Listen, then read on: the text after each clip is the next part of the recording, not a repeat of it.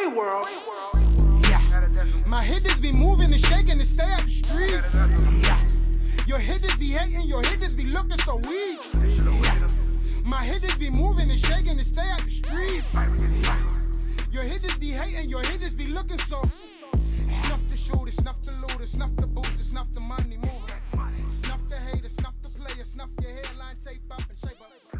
Welcome to Hail to the Culture, a Washington Redskins podcast powered by Gas Sports. As always, it is your boy Rome here with my man Bryce.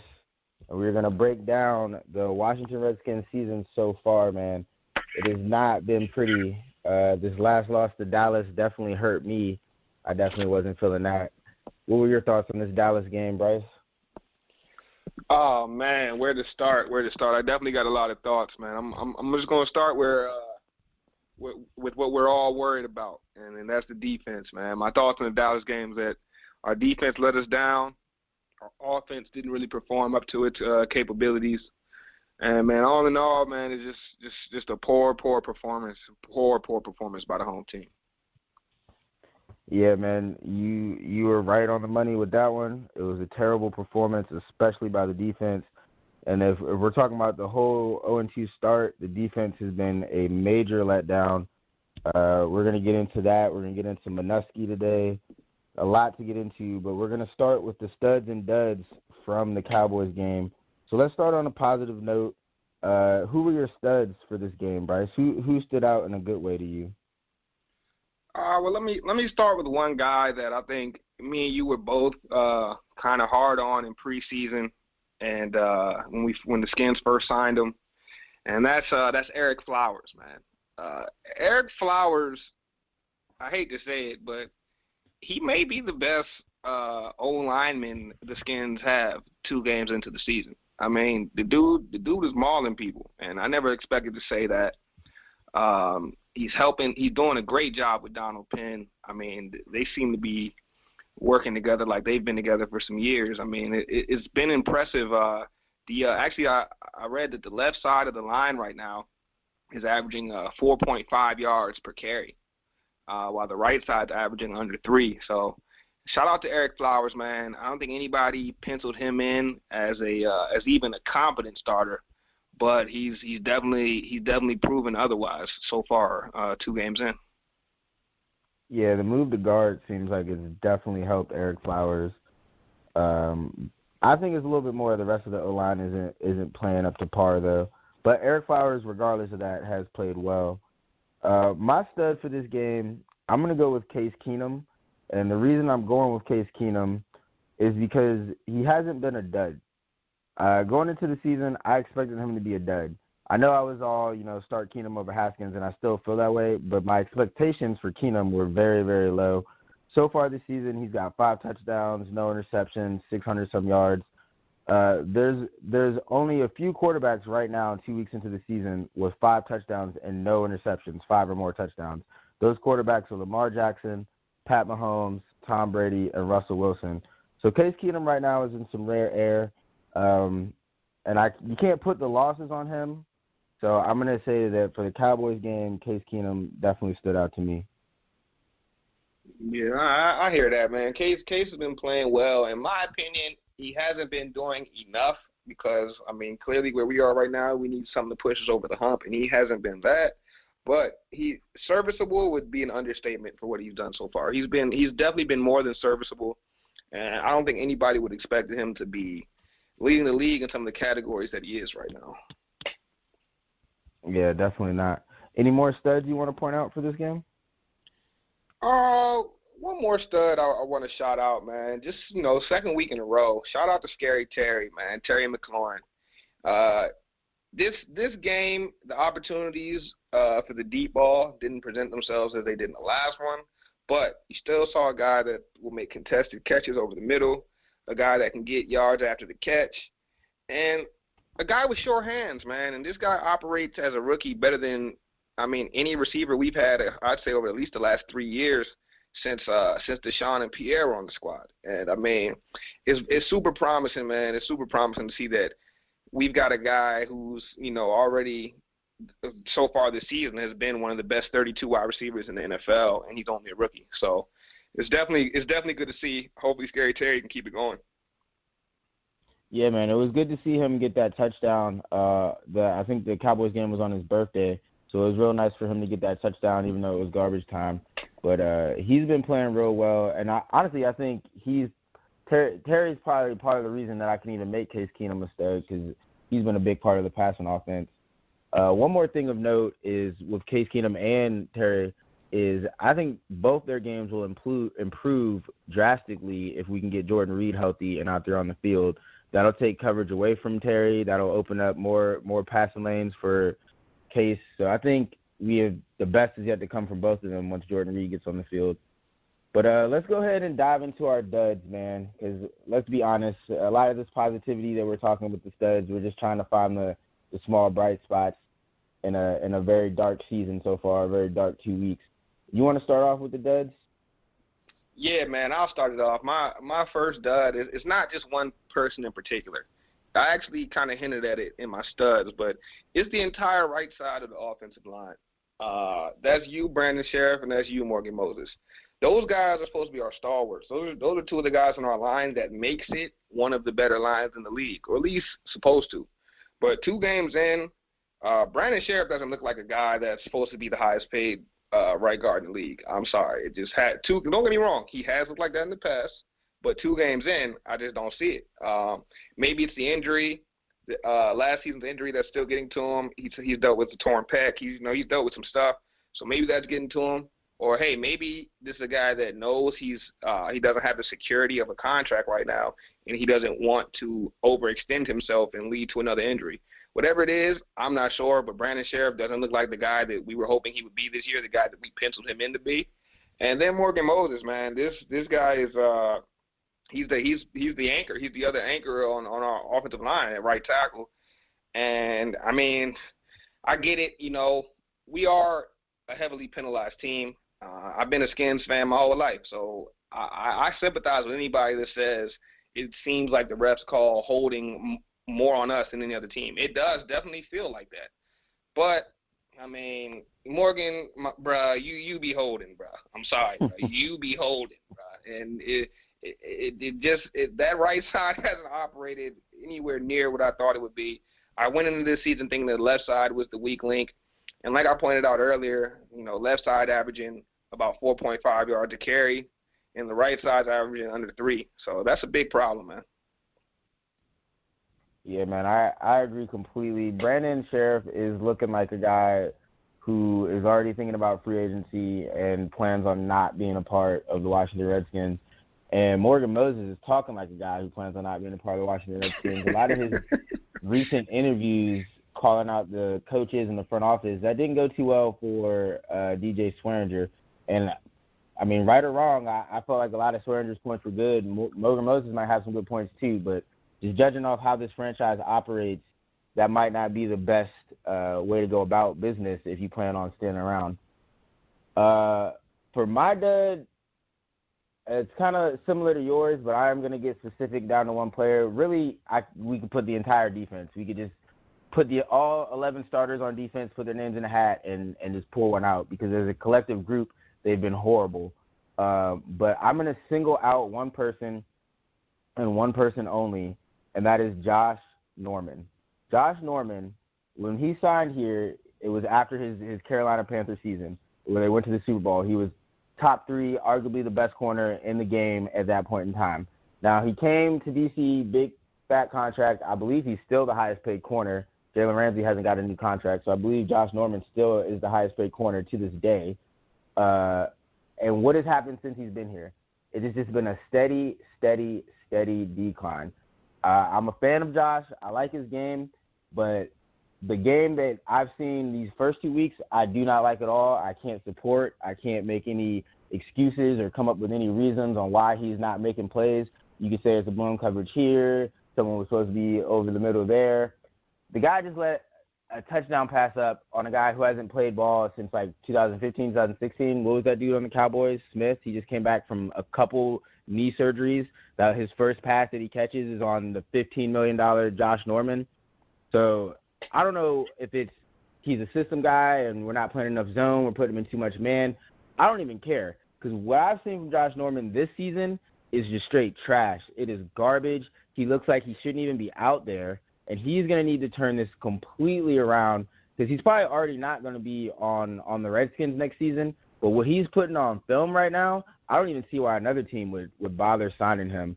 Josh Norman has been absolute trash this season, and if he doesn't turn it around, I don't think this entire defense is going to turn it around. And I could see him getting benched the way that this is going. But the one caveat I have for him not getting benched is, like I was saying, he's a system guy. I think the overall problem is the system, which leads me to Manusky. I think the overall blame of the defense has got to go to Manusky, the way he's scheming it. Like I was alluding to, Josh Norman has been a system guy largely, and I think Manusky's system has been a big problem in D.C. What are your thoughts on Greg Manusky? Oh, man, you're very right. You're very right, man. Manusky's system, whatever it is, we're a few years in, and I still don't know what system Manusky has. I don't even think it's a system. I think he just goes out there and just runs the basic of the base packages in his plays. They've been making excuses saying that there's a lot of moving parts of the defense right now, some new faces, some young guys. But to me, that's not an excuse.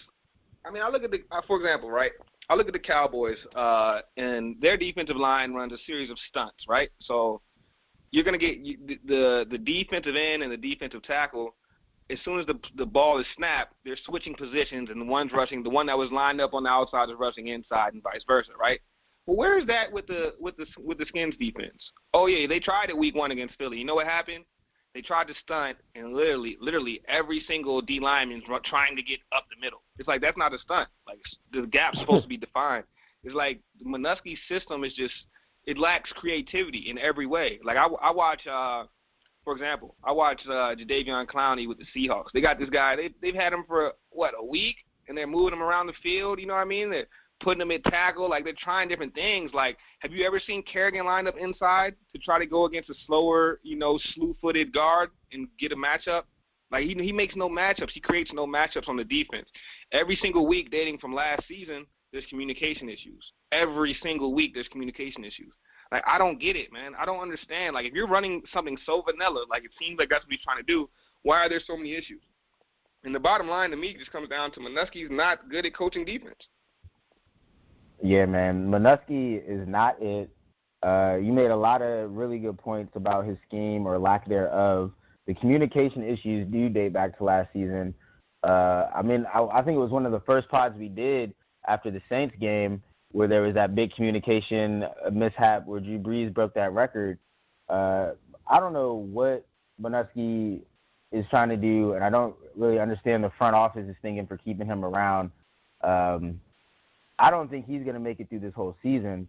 I really don't. And that kind of ties into Jay Gruden and, like, really the entire coaching staff. Like, this is probably the last that we're going to see of this coaching staff on the Redskins this season. And my real question is, how long do you think that they're even going to stick around? Like, who do you think goes first, Gruden or Manusky? I'm going to go with Manusky only because that Gruden's going to make a scapegoat out of Manusky. It'll be his last play he can even make to try to retain his own job. I mean, and then one more thing. Let me throw Gruden into this a little bit too, because I know one thing, right, Rome? If I was the head coach, Rome, and you my man, right? But if you were my defensive coordinator and I was the head coach, and let's just say, Rome, that, your plays, I wasn't really liking how you were calling the game. And I was going in my press conferences after the game, and I was saying stuff like, yeah, we got to coach our guys better. We got to get to them better. We got to get through to our guys. They're not receiving our coaching the right way. And I was saying those type of things in my press conferences, and you were my defensive coordinator, Rome. You know what I would do? I would come to you like, hey, Rome, you doing good, bro, but this week I'm calling the plays, bro. Or this week we're running this, bro. Or this week, Don't call any of this, bro. You see what I mean? Like, when does Gruden as the head coach say, okay, don't get me wrong, that's my defensive coordinator, and I might be an offensive mind, but at the end of the day, I am the head coach of this football team. When does Gruden step up and become the head coach of our football team and say, okay, we're going to die on my sword? If this isn't working and it hasn't worked now for going on 2 years, it's time for me to hop in. But he hasn't tapped in that way, and it's bothersome to me. Yeah, one thing with Gruden is I like Jay Gruden. He seems like a cool guy, but I think part of the problem is he is afraid to, or not necessarily afraid, but he doesn't necessarily take the team and say, this is what we're doing. This is the like in the way that John Gruden does. John Gruden goes to Oakland and he changes everything. The GM's gone. They got a different GM. They got different players. They're trading players left and right. People are saying this don't even make sense. You look crazy. But you know what? John Gruden is like, if we're gonna do it, we're gonna do it John Gruden's way. I don't get that from Jay. I get a much more playful, like, oh, we're gonna go out here and have some fun, and like I get too laid back. Like Jay Gruden is clearly the laid back brother, where John is the authoritarian brother, and we need a little bit more of that on this team. Like I think it's a little bit too laid back. I think it's a little bit too much dancing while we're stretching before we practice. And I'm all for that. I'm all for the laid back and the fun having, but not when you're 0-2. Not when the results aren't matching up with the laid back mentality that you're having. So I think Jay Gruden needs to be a little bit more like John, a little bit more like Bill Belichick, and be strict and hard on these guys, because maybe that's why the coaching's not getting through to them. Maybe you're a little bit too much of a player-friendly coach. Nah, man, that is a great point. And I think the only thing I would say to that is I think you're right. I think Jay needs to be more of that, right? But we've all been in a situation where somebody tries to change instantly, right? The nice guy, the very next day tries to become the mean guy. And when you do that, you can't even be taken seriously, because everybody that's watching you knows who you really are. So at this point, Jay's almost in a real funny place, because it's like he can't really just try to flip that switch and become the tough guy all of a sudden when his whole team knows he's not that. Hey, man, this kind of reminds me of a situation that happened maybe, 4 seasons ago, or maybe 3 seasons ago when we had Deshaun Jackson. And we first got Deshaun. And I don't know if you remember this, Rome, but him and Jay were on the practice field laughing, and Deshaun walks by Jay and gives him a titty twister, bro. Do you remember this? Yeah, I'll never forget it, man. I'll never forget it. Hey, bro, when I saw that, I knew exactly what kind of coach we had, man. Like this, I've never been on a football team. I've never been on any team. I've been in very few situations where someone felt that the person in charge could be violated in that way. So, hey, man, I think that kind of just sums up who Jay is and what he is as a coach, man. Yeah, and I know it's football, I know it's a game, but imagine going into your regular job, your everyday job, and your boss is talking to you, and you just twist that man's nipple. Like, that ain't gonna happen, man. Like there's got to be a level of seriousness to this. Like, and I just don't see it with Jay. And that honestly sums up the whole what we're talking about right here. That sums it all up.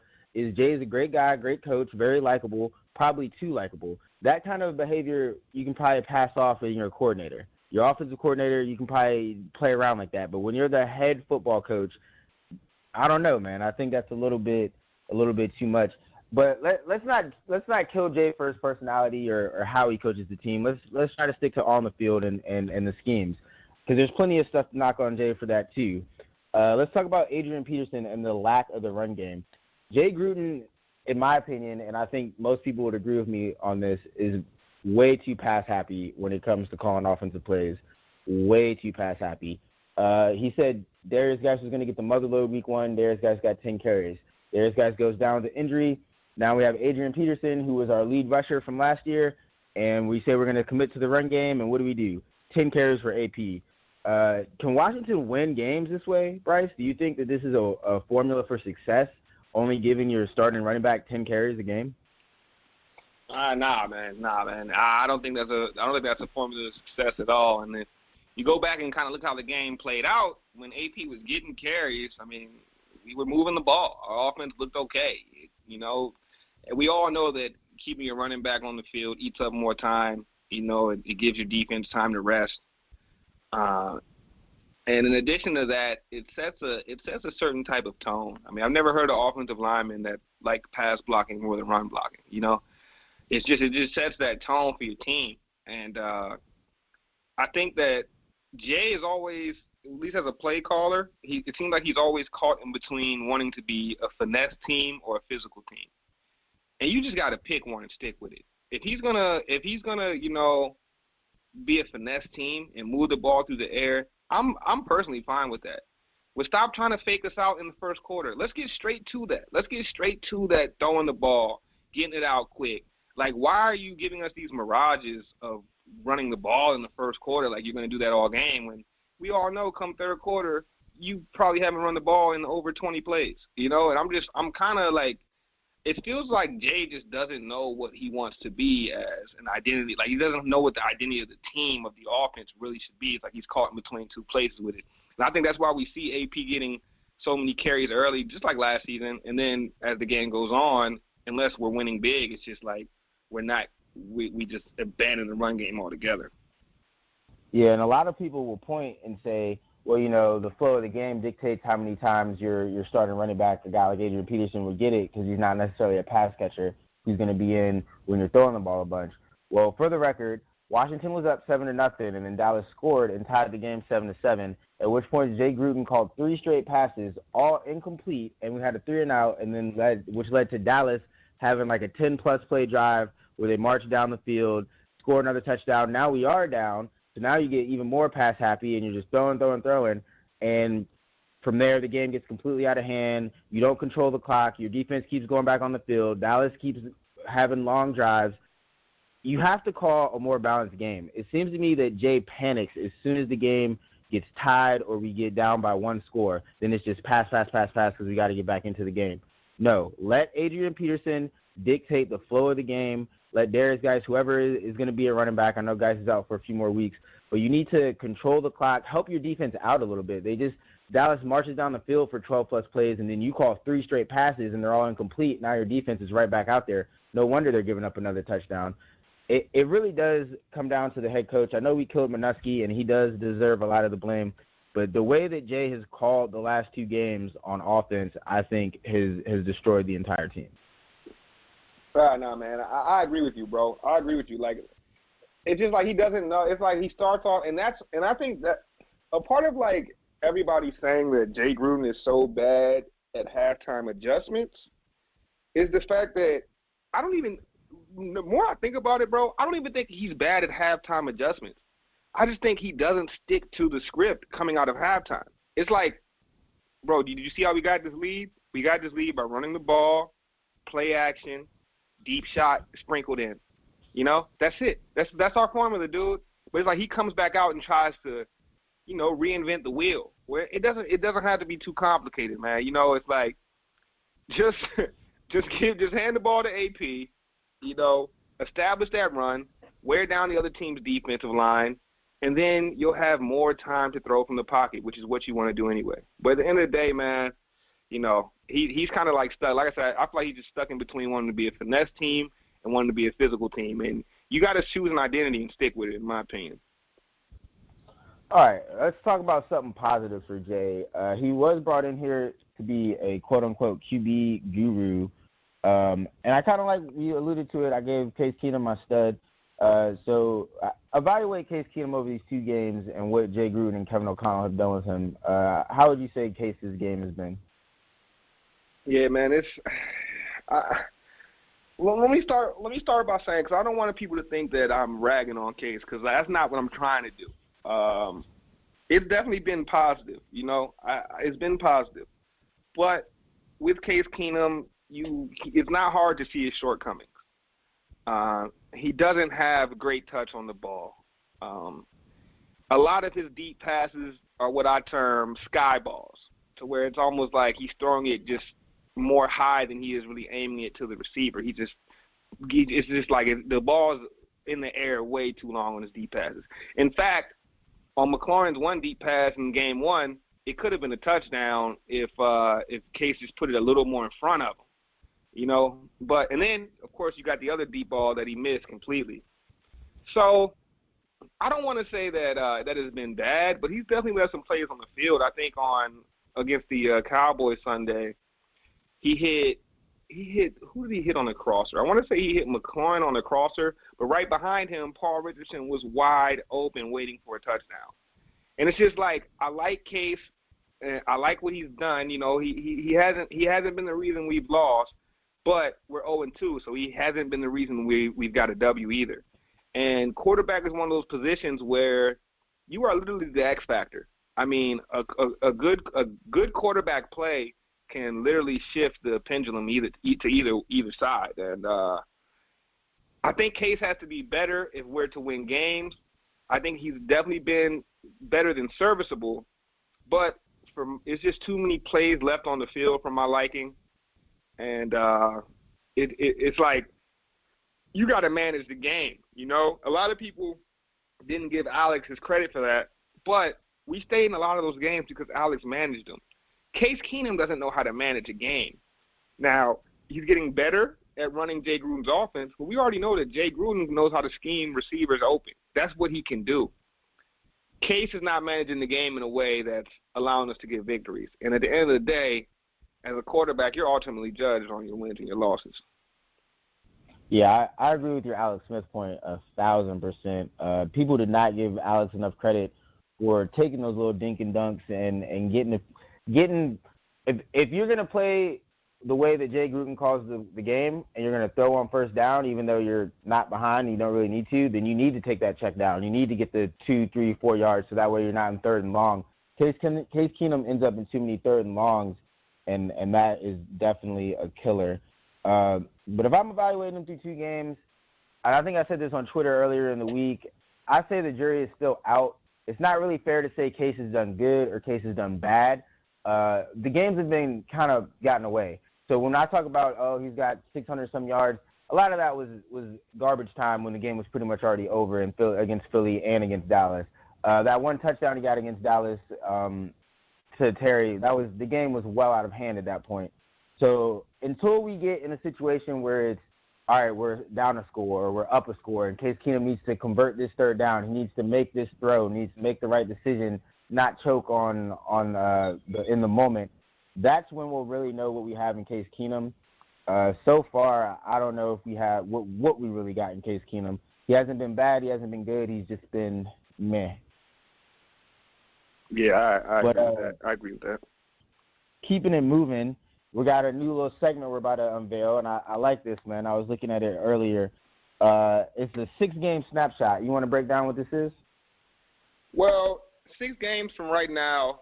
Obviously, we're 0-2, 2 games in. So 6 games will bring us to the midway point of games played, and we'll be 8 games in. So what we're going to do is we're going to list out the next 6 games, and we're going to tell you if we expect it to be a W or an L. We've got some tough games, but the schedule gets a little easier. So I'll start us off, man. I'm going to run through the 6. So Bears, Monday night, I've got a W. Giants, I've got a W. Patriots, I've got an L. Dolphins, I got a W. Niners, I got an L. And Vikings, surprisingly, I got a W. So that would actually put us 4-4, right where we need to be. What's your snapshot looking like, Rome? All right, this Monday in Chicago, I'm reluctantly going to say it's going to be a W. I feel a little funny about that one, but it's going to be a W. Then at New York, we got to get that one. We got to get one of these next 2 for sure. At New York, I'm going to say W because I just don't believe the Giants are very good. Patriots will definitely be an L. I do want to say for a second, though, if we beat the Patriots, oh, man. If we beat New England, bro, this will be one of the more exciting podcasts you'll listen to if we beat New England. Trust and believe that. I'll be one of the happiest people on the planet, and I'm willing to put that to the test. All right, so let me keep it pushing. Then we got at Miami. That's got to be a W. If we lose to Miami, Jay, Minuski, all of them are gone. I don't see them coming back, so they might as well stay in Miami if we lose that game. And then we got the 49ers. Kyle Shanahan's return to FedEx Field. If there's anybody, and I mean anybody who wants to win this game, that game against the 49ers, it's Dan Snyder. Dan Snyder, if you believe these reports about him being petty and not wanting to trade with the 49ers because Kyle Shanahan is their head coach, then you better believe that he is going to put whatever he can into this game and make sure that Washington, if we don't win any games under Dan Snyder, he's going to want to win that 49ers game. And then the last one, which I have us winning, by the way. Then the last game is the Vikings. The Vikings are a better team than us. top to bottom. I feel like their defense is a little bit better. Their offense should be a little bit better. But Kirk Cousins' record on Thursday night is horrendous, and I'm sure Kirk will be roaring to go for that game. But Kirk on prime time, I can't back that. So I think we'll win that game. So of the next 6, I got us going 5-1, which would put us at 6-3 like last season. So fear not, Redskins fans. It's going to turn around, and it's going to turn around this Monday. It definitely all starts with this Monday, man. Definitely all starts with that. I mean, somewhat of a favorable matchup. You know, we're looking at a quarterback that hasn't performed well in Trubisky, but he's going to get the defense that hasn't performed well in the Skins. So it'll definitely be a good matchup, man. I'm excited for it. I'm excited for it. So real quick, man, let's run back to the division. Some interesting things. You know, the division is starting to shake out a little bit. I mean, Eagles took an L, so they're 1-1. I mean, Giants, they continue to look like they'll be the bottom feeder of the division. Hopefully that remains true. And the Cowboys, I mean, obviously they're looking like they might just be the cream of the crop of the division. Rome, where do you think the Redskins stand in the division? I mean, obviously we lost to Philly, but that first half we saw some bright spots. How do you think the division shakes up, and where do you think we stand? So before the season started, I had the division shaken out. Eagles 1, Dallas 2, us at 3, right behind Dallas, and then the Giants at the bottom. After 2 weeks in, I feel the exact same as I did before the season started. I was kind of hopeful that maybe Washington could overtake Dallas and try to sneak, maybe get a wild card spot or overtake that number 2 spot. But after watching us play, I'm not really seeing that. I do think people need to pump the brakes on Dallas, though. Dak Prescott looked amazing. He looked incredible both weeks. But the Redskins' defense looked horrible, and so did the Giants' defense. And the Redskins' defense looked horrible for back-to-back weeks. So I'm not really feeling Dallas. They got Miami, I think, this week. Until Dallas plays some stiffer competition, I'm not sold on the Cowboys just yet. The Eagles, they have everything that they need if they can stay healthy. I'm pretty sure Doug Peterson this past week or on Wednesday or whatever, I think he canceled practice or did a walkthrough instead of a regular practice because the team's already that beat up in week 2. So that's a red flag for Philly. But if they're healthy, I think they got it. And then the Giants, man, who knows what they're doing. They came out and said they don't want Daniel Jones to start a game this season. And here we are 2 weeks later, Daniel Jones is starting. So who knows what's going on with the Giants. If there's a worse franchise than Washington in the NFC East, it's probably New York right now.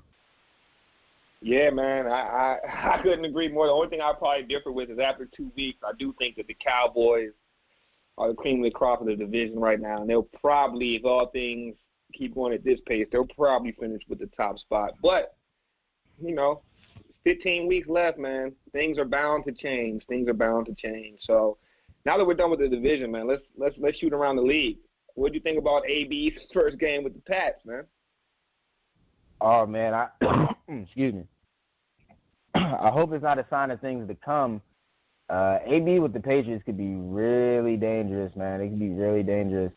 We all know what Tom Brady did with Randy Moss, and I know Antonio Brown's not Randy Moss, but he's a damn good receiver. When you think about the other receivers on that team, they got Julian Edelman, Josh Gordon. Somehow the Patriots are even better than we think they are, which is crazy to me. Yeah, it's nuts, man, how they seem to just be able to insert moving pieces, and all this Redskins talk about we have too many moving pieces. I mean, the Patriots have moving pieces every single season, and they find a way to get it done. So no excuses, man. How about the 2 Hall of Fame quarterbacks injured in each conference, man? Big Ben going down for the Steelers and Drew Brees going down for the Saints, man. That's a big development. Yeah, man, that actually shifts things in the NFC because if Teddy Bridgewater can't hold the Saints up, then that's one of the powerhouses in the NFC that might fall, and Drew Brees might have to try to climb back and get a wild card spot if Bridgewater doesn't play well. I'm a fan of Teddy Two Gloves though, and I think he'll be all right. Big Ben, man, how the Steelers have fallen, man. You guys, first you go through all last season with that Le'Veon Bell drama, then you lose AB, all that drama, people calling out Big Ben for being a bad leader, and now he's got this elbow issue. He's out for the season, and people asking, is he going to come back? Is he going to retire? Not a good start to the season if you're a Steelers fan. Not a good start at all. Yeah, definitely not, man. Rough break for Big Ben, man. It seems like that guy's been pretty durable over his career, too. So, like they said, Father Time is undefeated. Maybe he's just experiencing a little bit of that right now. It'll be interesting to see if he's able to come back. Of course, not this season, but just, for the rest of his career. If he's going to come back, if he is going to just hang him up. But the way quarterbacks seem like they're playing later and later into their 30s, and in Brady's case, his 40s, you never know. You never know now. Yeah, I think he did say he planned on coming back, but, I mean, it's an elbow injury to his throwing arm. Like, what is he really going to have left, Yeah, exactly. Well, for this last, we're going to stick in the Steelers division, man. I don't know how we couldn't. We got to talk about this guy, right? I mean, it's just right up the road, man, right up 95 or BW Parkway, depending on which way you take. Hey, man, Lamar Jackson. This dude, obviously as Skins fans, we're going to feel like we've already seen this before, right? Because Lamar Jackson what he's doing, it reminds you so much of what RG3 did in 2012. But Lamar Jackson just seems to be like the 2.0 version. I don't know what it is about him. It seems like he's learning how to get down. He gets out of bounds. He's a little quicker than RG was. He even seems to be a little stronger, a little sturdier built. I mean, man, like this guy looks like he's headed, at least in the conversation for MVP of the entire league. How have you felt about his early performance? Now, this is interesting because I don't think we ever put out our MVP predictions for the league and all that on the pod. But Lamar Jackson was my pick for MVP. And I know, it's easy to say that now 2 weeks in, but before the season started, I had Lamar Jackson penciled in as league MVP. And so far, he's proven me right. This game that they have this week against the Chiefs will be a huge determining factor on if he is MVP. If he beats Patrick Mahomes, last year's MVP, that'll go a long way. And like you were saying, as Skins fans, we've seen this movie before, right, with Lamar Jackson. Well, this is the sequel, and the sequel is better or it's not even the sequel. What it is the remake. They're remaking the whole movie. And RG3 has a guest cameo as the backup quarterback to Lamar to say, "Hey kid, this is all the things I did wrong. Don't do any of this. Do this." And I think them getting RG to be Lamar's backup, genius, because bro, genius. It's the same thing. And now Lamar has RG3 to look at and be in his ear to say, "Hey, like, I've been where you're at, where you're on top of the world. This is what you need to keep doing to stay there, stay even keeled, don't get too ahead of yourself." So I love Lamar's game, and I think the sky's the limit. I think the Ravens are going to beat the Chiefs this Sunday also, and I definitely also had them picked to win their division. For some reason, everyone's sleeping on the Ravens. They thought the Steelers were going to be good, and everyone thought the Browns' hype train was going to just run away. But I think Lamar Jackson is the best quarterback in that division, and will prove to be one of the best quarterbacks in the league this season. Yeah, man, the way they ended last season, man, it was definitely a mistake to sleep on the Ravens this year. Hey, man, I don't want to speak too fast, but with Breeze getting hurt, Big Ben getting hurt, like you said, Mahomes won the MVP last year. Jackson looks to be on pace this year. I mean, man, maybe we could see a changing of the guards of the elite quarterbacks in the NFL. And, we got Mahomes, we got Wentz. We've got Jackson. Who else, man? We've got a couple other guys, man. Hopefully Dwayne Haskins will be joining that list pretty soon. But it's looking like it's starting to, a change of the guard of this elite quarterbacks that have seemed to be the same 5 or 6 guys for so many years. But it seems like that's finally starting to change. Yeah, I agree with that one for sure, man. We're definitely seeing some new, young, up-and-coming quarterbacks take over here.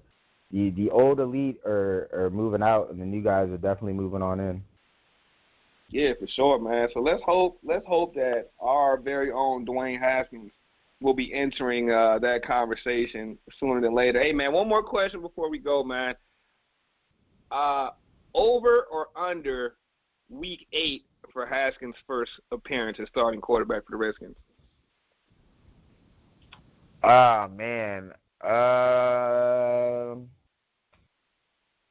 I'm gonna say under. I'm gonna say he starts after Week 8.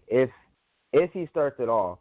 If the snapshot, the 6 games that we just talked about, if that goes the way that either one of us said it, that will probably mean that Case Keenum has played pretty well. Now, if we lose a couple of those games and Case Keenum is struggling, then it might be before that. But I'm going to go with a little bit later in the season, maybe after the bye week. It really just depends on how the season goes, because it could go like the 49ers game, the Vikings game. Those games are kind of up in the air. I'm leaning towards us winning because I'm leaning towards the defense getting better. But some of those games can go up in the air. And like we also alluded to on this pod, the jury's still out on Case. Let's see how he plays in a close game. He might end up losing us a game or two, you know? So let's wait and see, because the Haskins thing it's a tough one, man. It's a tough one. Yeah, for sure. Everybody knows I'm still excited to see the young kid get his shot, you know, sooner than later this season. But I wouldn't be upset if he doesn't, especially if it's because Case Keenum is playing well enough to keep him at bay. But we shall see, man. It's only week 2. For any Skins fans that are down in the dumps, you know, I actually got a always question time to for turn you. around. What up? Before we go, because this pertains to Dwayne Haskins.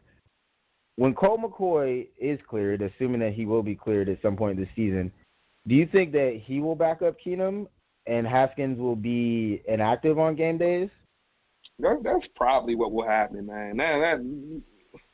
Just looking at the pettiness of, like, you know, the inactivating AP and just the craziness that goes on, man, that probably will be what happened. It's definitely not the right decision. Everybody's talking about, like, I don't want to, like, I've heard tons of people say this. I don't want to put Haskins in because it could ruin his development. It could ruin his confidence. You want to know what would ruin this man's confidence? Him being the backup quarterback, and then all of a sudden Colt McCoy comes in. Now he's inactive every week. That's ruining confidence. You know what I mean? Going in the game and getting live action, that's not how you ruin confidence. If you go in the game and you couldn't do it in live action, you just weren't built to do it to begin with. So I look at it like if Colt comes back and he's just handed that job, which will probably is what will happen, but I think that'll be the worst thing for Haskins. And one more thing I want to add on. If that happens, bro, that'll pretty much, you know, validate the fact that the thought that I already feel is that Jay Gruden never wanted Haskins, still doesn't want Haskins, the same way he never wanted AP and still doesn't want AP, and that there's just a constant struggle going on between the front office and the head coach and the coaching staff. And I think Colt coming in and just being given a job like that when this season's supposed to be about Haskins' development, I think that'll just be further proof of that. Yeah, I agree with you there, man. If you make him inactive, that's going to hit his confidence. I don't see how it couldn't. And I think if something were to happen to Case and Dwayne got in and played well, then there's no more looking back, you know? But it'll definitely be interesting to see how they handle things when Colt McCoy does come back, because I highly doubt Jay Gruden will dress all 3 quarterbacks. And, yeah, man, it'll definitely be interesting to see if Haskins is completely inactive and just standing there in a T-shirt. Yeah, we'll keep you guys updated on that one, man, when we get word about Colt McCoy. Stay tuned in. Yeah, definitely. And definitely stay tuned in for our next pod. We're coming right back at you guys. We're going to break down the entire Bears matchup. We got into it a little bit today, but we had to focus mostly on the Cowboys because Sunday it wasn't it. It wasn't it at all. But, hey, we back at it, and there's never a better time than to start a new record. And this Monday night, the Skins got to start a new record. We got to start dominating in primetime. Definitely, man. All right, well, hail to the culture. Another great episode. Thank you all for listening. If you haven't already, go to your app store, download the Gas Network app so you can listen to Hail to the Culture on the go anytime you got some time. Your hitters be hating, your hitters be looking so weak. My hitters be moving and shaking to stay out the street. Your hitters be hating, your hitters be looking so. Snuff the shooter, snuff the looter, snuff the booster, snuff the money mover. Snuff the hater, snuff the player, snuff your hairline, tape up and shake.